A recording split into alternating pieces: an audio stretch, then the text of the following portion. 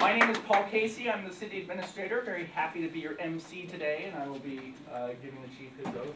Gracious Heavenly Father, we humbly invite your presence today as we witness the oath of office of Chief Fire being given and received by Chief Nichols. In that we ask your blessing. As we enter this new chapter of our department's history, may your spirit blend the wisdom, experience, and talents of Chief Nichols with the experience, wisdom, and talents of our chief officers, firefighters, administration staff that will exemplify the best in the fire service. To the chief's family, may they find favor in every aspect of their move to Santa Barbara. Bless them in their housing efforts and comfort them as they leave familiarity and friends. May we continue to pray for wisdom in our decisions and your protection in our service to our city. We humbly make these requests. Amen. It's an honor to welcome you. Are you Mr. Nickel until you get sworn in? Mayor, you can call me whatever. All right. I'd just like to acknowledge that responsibility that you will be assuming, and know that we support you. I see some of the department heads out there. We're all here for you. Your department deals with small emergencies and large emergencies. You're in charge of fire prevention and disaster preparedness. And I'm hoping you'll continue to build relationships with all of our residents. They need to feel safe at this time. And our low-income residents especially. Please don't forget them.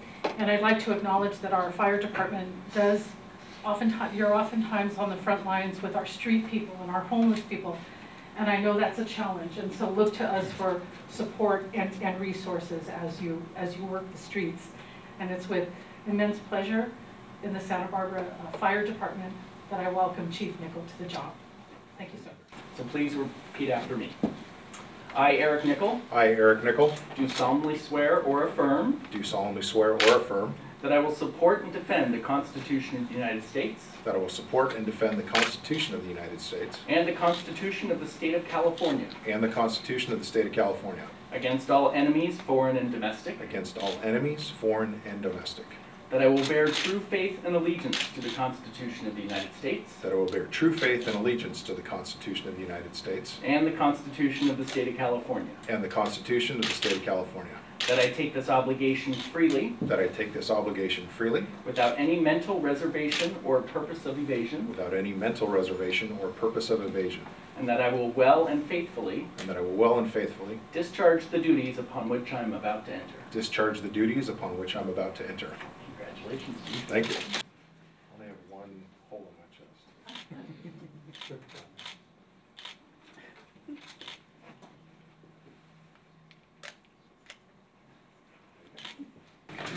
It smells like a wedding. Getting married. It's great to see so many of you here. I do have some prepared notes, and I do want to acknowledge a few folks, but it's pretty special when friends from your past who drove a fair distance come to be part of this day. And I do want to acknowledge a high school friend of mine and a high school teacher of mine from Irvine, California, 35 years ago that came up here today. Jim, 40. Thank you. Jim Pentaleo and Lori Kasparian. So.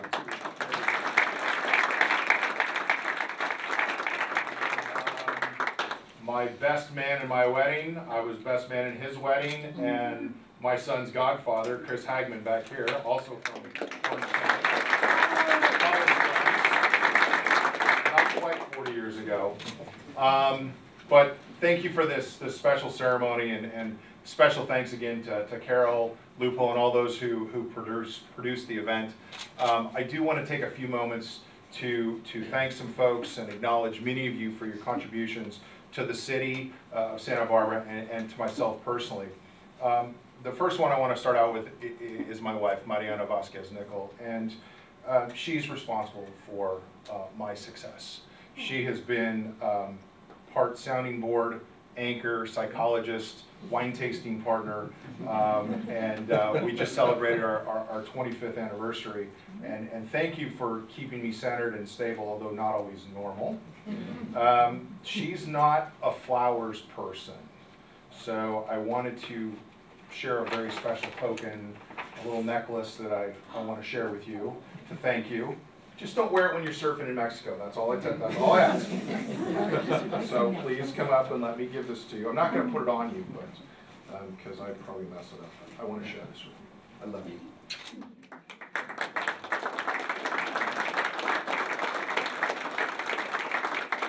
I also want to acknowledge my 2 college-age kids who aren't here today. They promised us they're in class right now. My son Noah, who is a senior at the University of Montana up in Missoula, and then our daughter Bella, who is a freshman at Loyola University in New Orleans. You know, I would have loved for them to be here, but class calls. Also want to recognize my brother and my father. So my father got on a plane this morning in Boise, Idaho, and flew down here. So I want to acknowledge my dad, Dave Nickel.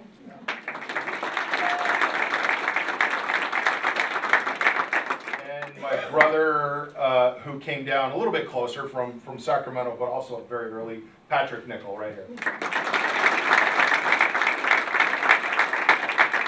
I'd love to also spend a few minutes to acknowledge the dedicated servants here, you know, within the city of Santa Barbara and the Santa Barbara community. Honorable Mayor Cathy Murillo and the Santa Barbara Council, you know, thank you for your devoted service and your community leadership. I look forward to supporting your policies and your thoughtful community stewardship as we work together to make this community safer. Your encouraging comments that I've heard all through the hiring process and then recently are really genuinely appreciated, not just by all the firefighters, but all of city staff. So thank you very much. The Fire and Police Commission, I know we have one of our commissioners here. Thank you for serving on the hiring panel. You have excellent taste in selecting fire chiefs and police chiefs. I look forward to your ongoing technical advisory and support of our 2 departments as we hear your perspectives on how to best position our 2 public safety agencies to sustain our excellence for generations to come. So thank you for your service and leadership. City Administrator Paul Casey and Assistant City Manager Pam Antill, thank you for your trust in me and for finding me a good fit for the community. Your leadership and perspectives have energized me, always have for many years. I look forward to leading the fire department as we create a best practice agency balanced to meet the current needs and realities and prepare to exceed future expectations through great people and data-driven decisions. So thank you. The city's executive leadership team, my peers back here that represent most of the city departments here, your collaboration is valued by me and my department and our department. I appreciate the time that we get to spend together weekly and look forward to supporting our shared initiatives. I do want to acknowledge retired Fire Chief Patrick McElroy, who unfortunately can't be here today. He's left huge shoes to fill, and I've got size 13. So I acknowledge I have some very huge shoes to fill, but I do want us to always remember and not forget his continued service, not only as he was fire chief, the city and the community, but also his ongoing work for the Partnership for Resilient Communities. So we're very fortunate, and I am personally, you know, I've been connected, I've known Patrick for a couple of years, and he was very, very supportive through the transition process, and I really appreciate that. Division Chief Lee Waldron, thank you for your service. You know, your many years serving this department, and recently as the interim fire chief. I want to especially acknowledge your professionalism through the transition, certainly our conversations that we've been having, and I look forward to serving beside you. So thank you.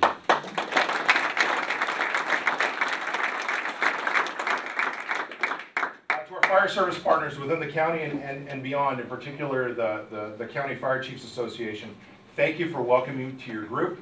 It was fantastic to connect with you at the League of Cities conference and spend some time socializing and getting to know each other. Thank you for welcoming me to your group. Your agencies and communities are fortunate for your leadership, and you can look to the City of Santa Barbara Fire Department as being a powerful collaborator and partner in all the things that we are trying to do to make this community and our communities safer and less prone to disaster. So thank you, Chiefs.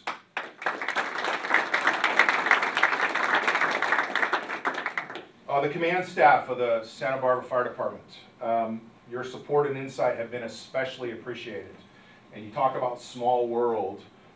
Chris Mayles and I went to paramedic school a really long time ago, and when I was announced, I suddenly got a picture texted to me of our paramedic school graduation, 1989? Yes. May of '89.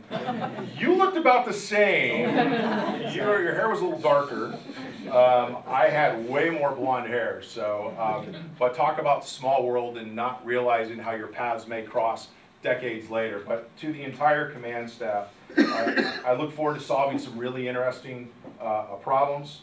Thank you for, and I also look forward to supporting your professional growth as we continue our excellence and achieve new heights. To the labor leaders of IFF Local 525 in particular, the newly elected executive board, and President Mark Kramer, our strong partnership and relationship will set the example for others. We have a lot of exciting work ahead of us, and with work comes opportunity. You've already proven yourselves to be earnest leaders, and I'm excited for our labor management collaborations and meetings.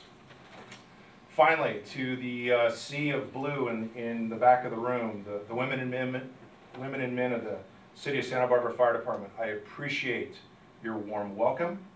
I have been impressed with the level of customer service that I've already seen in 1 week. I've seen some things last week during the rains.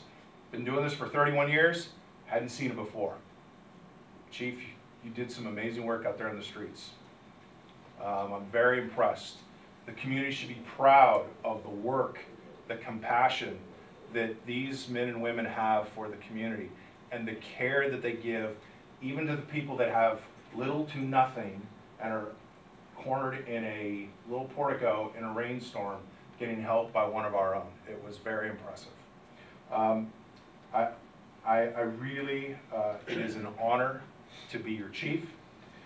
It is with pride and honor that I look forward to leading you and living our mission and our core values.